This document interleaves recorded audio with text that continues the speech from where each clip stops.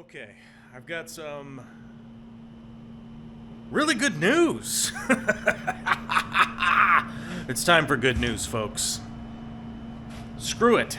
It's time for good news, but I'm going to tell you about the bad news first. Okay, as you guys know, we went through the process of buying a house during COVID. It was insane. I gotta tell you, the trials and tribulations were the most insane thing. Buying a house typically is an absurd thing to do, and this was elevated to a level that it's even difficult to describe.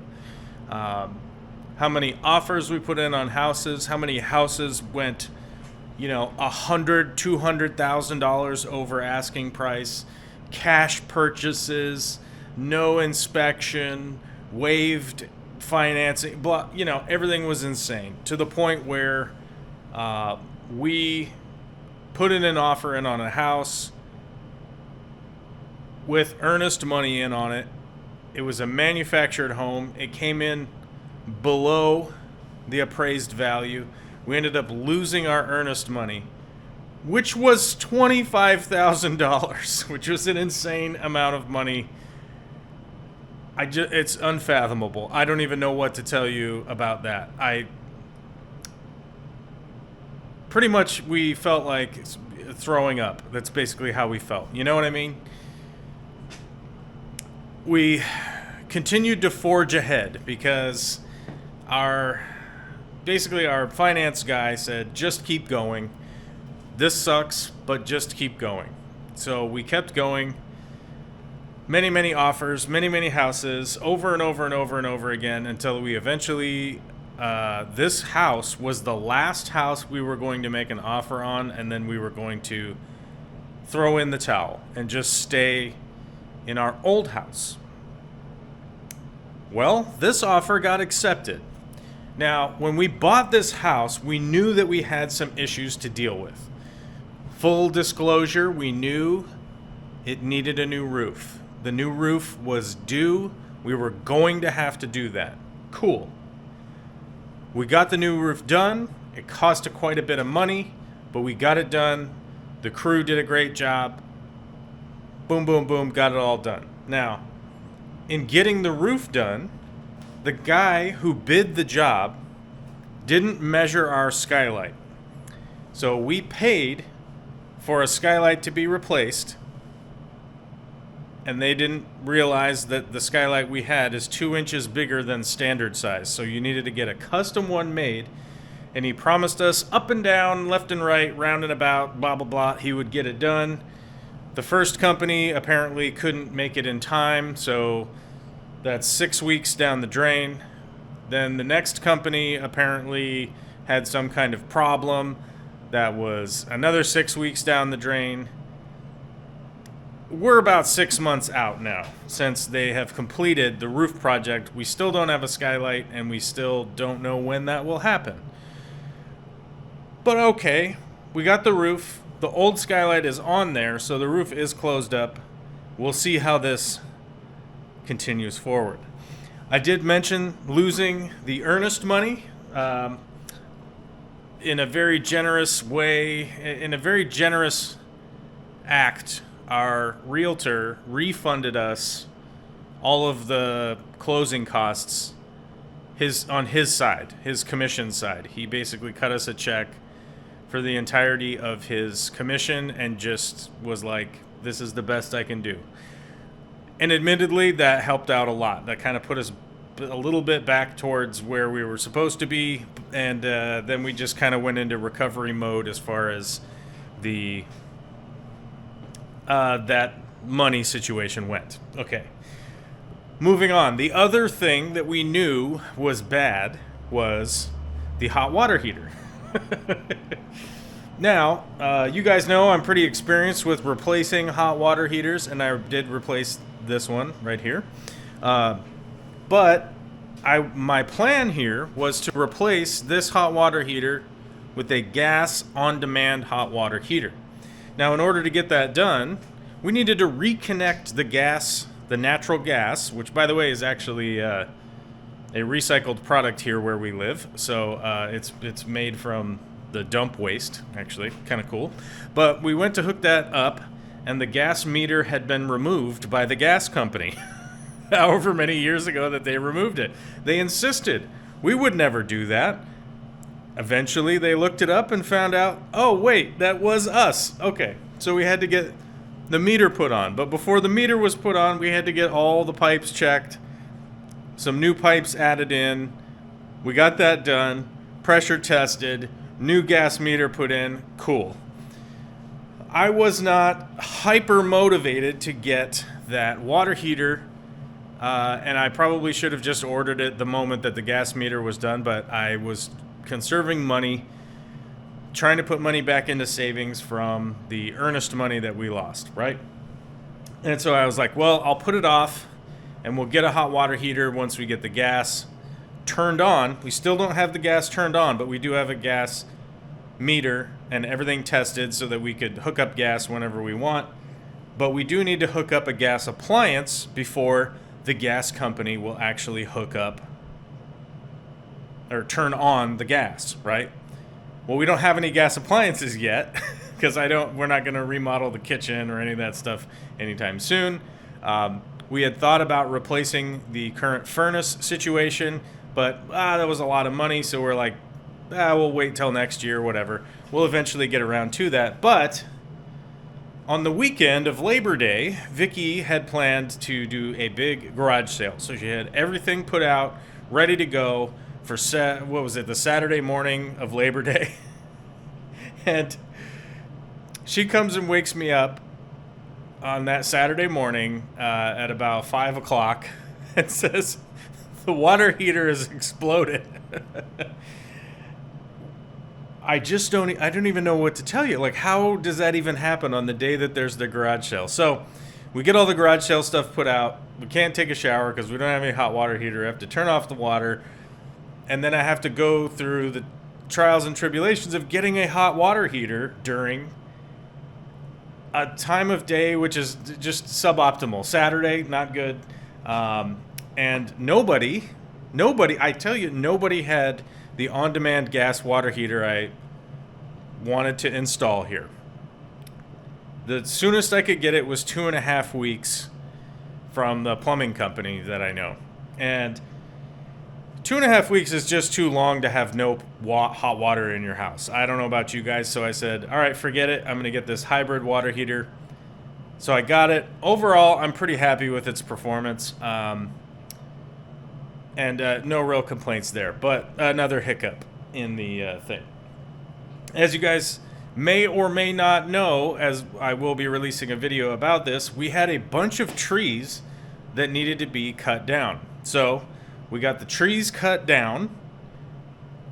We got half of the trees have been milled into lumber so that I can build projects outside here, which I will be making videos about. You guys will get to see that in springtime. Hopefully the lumber is dry enough by then. I imagine it will be dry enough for chicken coops and stuff like that, right? So we're going to be doing that, and you guys will be able to check that out, so no worries there. But the guy who owns the lumber mill, his mother has become quite ill and is probably going to pass away soon, as she is quite elderly. So this whole time he's been stuck up there taking care of his mother, which I am like, you got to do that. It's all good. But we did a lot of work to get that lumber milled, and we got a lot of lumber out of it. So we are moving forward on that stuff when the springtime comes. Okay, as you can notice, this garage has no insulation in it at all. So people have asked me, hey, why haven't you set up an aquarium yet? I don't know if you can see my breath during this video, but it's as cold in here as it is outside, and that's not good for tropical fish and plants. So I've been having to build a separate room in this 3-car garage in order to put the fish room out here with the studio, so that when I do live streams, you guys will be able to check out videos of that. Now, one of the big issues that we have with building out this space is That's the OG garage door from the late 50s. It is in very bad shape. It has other pieces of wood, drywall screws, electrical plates holding it together because it has fallen apart. I think it was hit by a car at some point. And it was moved from the old garage, which is now a living room. One of the big issues with building this space is that garage door will continue, no matter how much insulation you put on these other three walls and the ceiling, it will continue to be the same temperature in there that it is outside, because you have one giant wall of your space that is essentially balsa wood. It's not stopping any of the cold from coming in.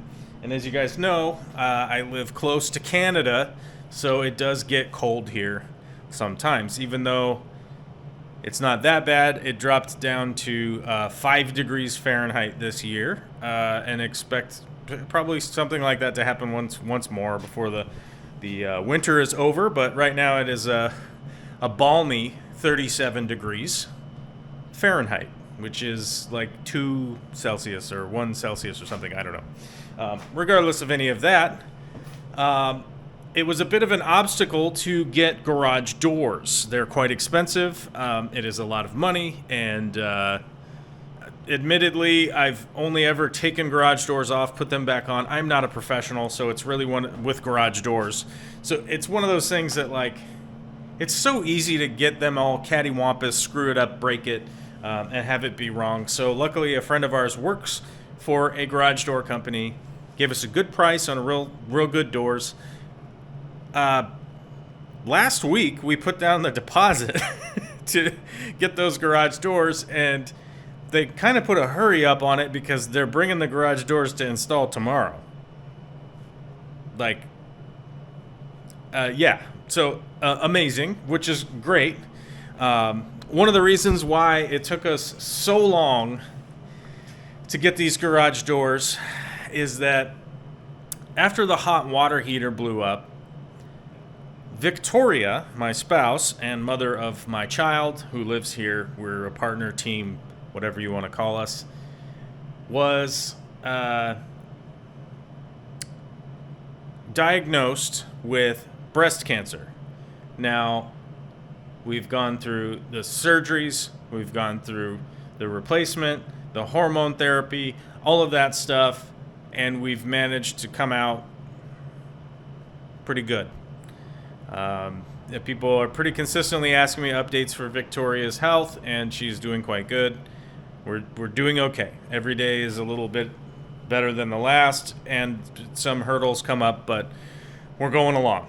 So, we had that breast cancer situation, we had the tree situation, we had the roof situation, we had the water heater situation. Oh, and I also failed to mention that we had the original fridge that was here broke. It just stopped working. I don't know if it had ever been... I don't think it was plugged in when we moved. Needless to say, it worked. We had to replace it. We replaced it with a free fridge that we got, which was a disaster. We ended up having to get rid of that. We had to buy a fridge, which sucks. I don't know if you guys have been through that. Our garage-style freezer, we had to get one of those because the last one stayed at the old house. Excuse me. The one that we got, the seal on it broke. Then we had, after the breast cancer, we started to go into the Christmas season, trying to figure out what the hell we were doing. And then we had rats. Needless to say, we had rats. There were rats in the crawl space of the house. I almost said basement. I'm sorry. The crawl space. They had gotten in. They rustled around down in the insulation down there. They did all the gross rat stuff that they do. So we had to mitigate that. And that was very costly. The guy that we bought the house from, apparently there had been rats up in the attic space. This whole house is a rambler, by the way. There had been rats up in the attic space in the past, and they just put more insulation up on top of it once they got rid of the rats up there. So that's going to be a big ticket item here in the future to get that done. We've done the crawl space. We haven't done the attic yet because it's just so much money. We have to get it all removed, put all the new stuff in. Yeah, it's gonna be intense. So we're gonna get that done. But the rats in the crawl space is just a real kicker. I mean, the breast cancer is a real kicker, but rats in the crawl space suck, and I hate rats a lot. Anyhow, I swear, like, at every step of just trying to move forward, another thing has come up. I don't care how many stupid obstructions are going to be put in my way. I am going to get this fish room done. I don't care. I frankly don't give a damn, my dear. I'm going to get this fish room done. As you can see, I've got all the framing up. I've got the door jamb in there, which is actually a free door. Thank you very much. I got a free door for my fish room. I actually got 2 custom wood doors. I got them for free. Somebody was taking them out of their house, and I got a call that said, "Hey, do you want these free doors?" And I said, "Send me a pic." Yeah, I'll have those. I also got some free extra cabinets. So, like, the gratitude is what I'm saying. The gratitude is really high. The stress is really high also. So, F it. I'm just going to lean on the gratitude pile and keep going. And we're going to eventually get there. This pile over here will become a fish room and a studio. As you can see, I have got so many boxes of stuff to get going as I've been slowly just out here rambling on for the last 17 minutes. So I want to say thank you to all the subscribers, all the commenters, all the patrons, all the members, all of the people who have been supportive over this this last year of craziness. Like I said, I just don't care how many obstacles are going to get in the way. I'm going to get this done, whether I like it or not, whether you like it or not. I just don't care about that either. So, yeah, let's get it. 20 something. I don't know what year it is anymore. All right. Thanks, guys. There's a button around here.